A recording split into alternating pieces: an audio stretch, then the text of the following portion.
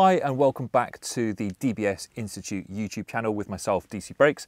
Today we're going to be looking at phase plant, and we're going to be looking at a really cool trick that you can use to inject some randomness into your creative processes, and we're going to be using that to create some original and creative different chords and pad combinations. So let's jump on in and take a look. So the first thing I'm going to do is insert an analog generator. And we can very quickly make a chord by coming into the unison settings and choosing one of the chord patterns. And so now we're going to have a detuned analog saw playing 4 voices arranged in a minor chord pattern. Like so. I'm just going to turn on some reverb here, soften everything up a little bit. So now what I'm going to do is come down to the modulating area and add a random shape generator. And you can kind of set this up however you like. The main thing is that this is now spitting out random values. And I'm going to take the output of the random generator and put it into the sample and hold utility and link the output into the input. And so you'll now see that we're getting the same input from our random generator here.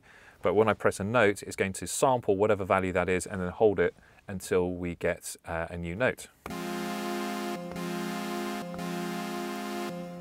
And so we can take the output of that and add this to our tuning. So I'm going to right click here and put in 12. So that's going to give us 12 semi-tunes plus or minus based on the value that we get out of here.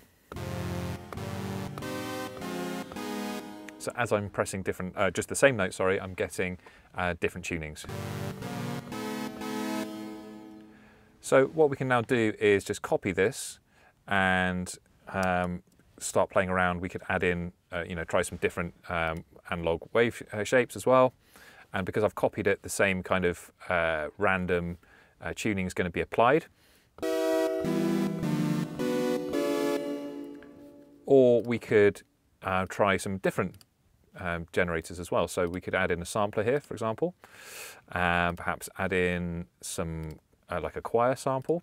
Now I will need to tune this to our analog sources. Just turn this up a little bit.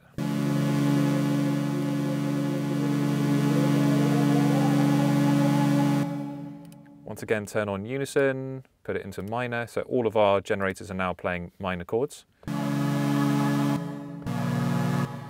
Just need to hook this one up to the tuning as well. Right click, put in 12 semitones.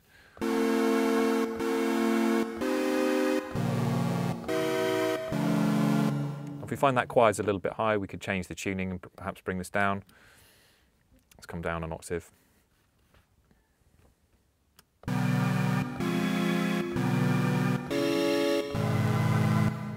And so now we're getting different combinations of kind of chords every time we do this, and that's before we've even kind of started adding in some additional macro modulation.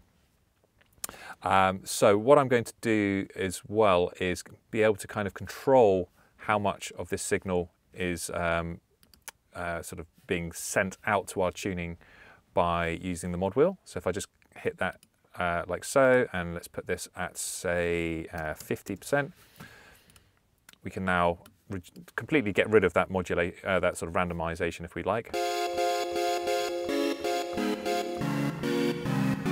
So the amount is going to be controlled by the mod wheel now. And we can use this as a workflow for now, adding in randomization in different ways. So another thing that I like to do is to perhaps add in some kind of effects processing, perhaps come to multipass and just choose a preset for the time being. Let's come up with, let's just pick something from here. Heavy filter convolver. Let's see here how that sounds.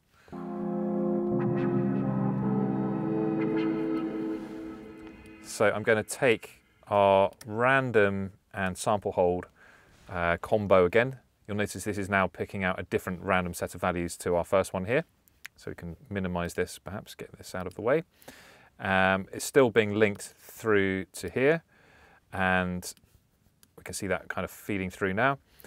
And what I'm going to do is, I've actually set that, sorry, a little bit too aggressively. That's at +2, so let's just put it up to ± 1. And then we can take this output and perhaps apply this to the mix control.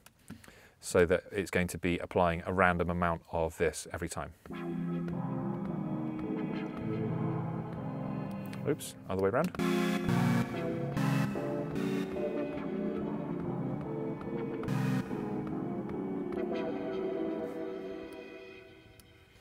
So that was just one random preset that I chose. We could try it with a different one. You'll notice that the mix control is still being modulated.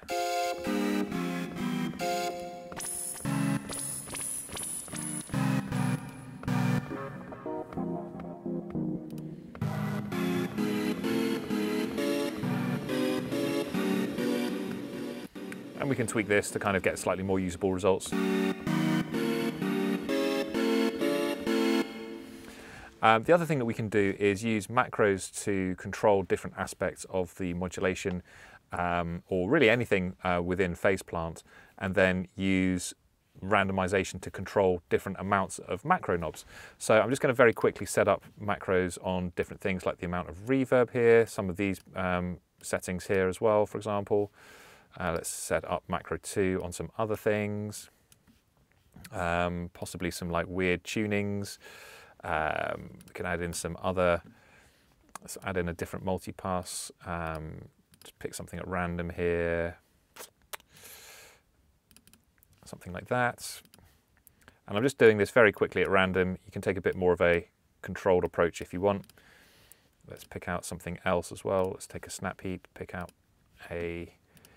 something, here we go, chord shifter, that sounds promising.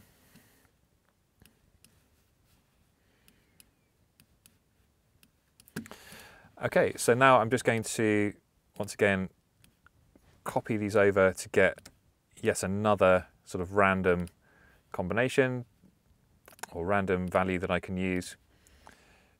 And I'm going to route this now to sort of macro 1 amount. We could either use the same one to create a random amount of macro 2, or we could once again take another copy. So there's a huge amount of flexibility in terms of how we do this. Let's just do these two for the moment. Let's put this again at like 50%. Sorry, it needs to be 1. And then do this for macro 2. And so what will happen now is that when we press notes,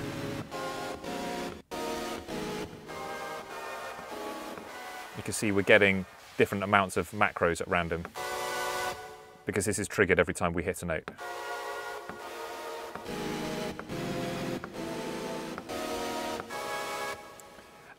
So without really any thought at all, just setting up things as quickly as possible, I've now got that kind of additional sort of randomization creeping into my patch here.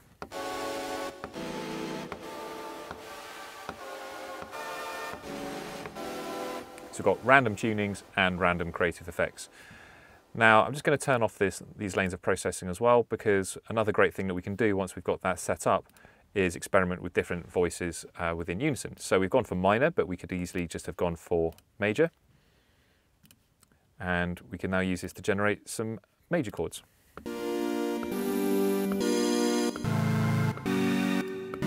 Let's try turning some of these back on.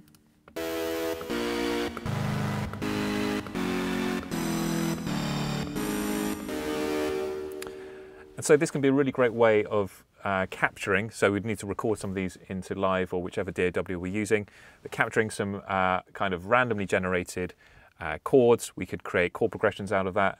And if you're not particularly musically minded as well, it's a great way of generating kind of chord sequences, and you can just string them together. You might not know what chords are being played, but if they sound good, it can be quite an effective way and quite a creative way of generating tune and idea starters as well.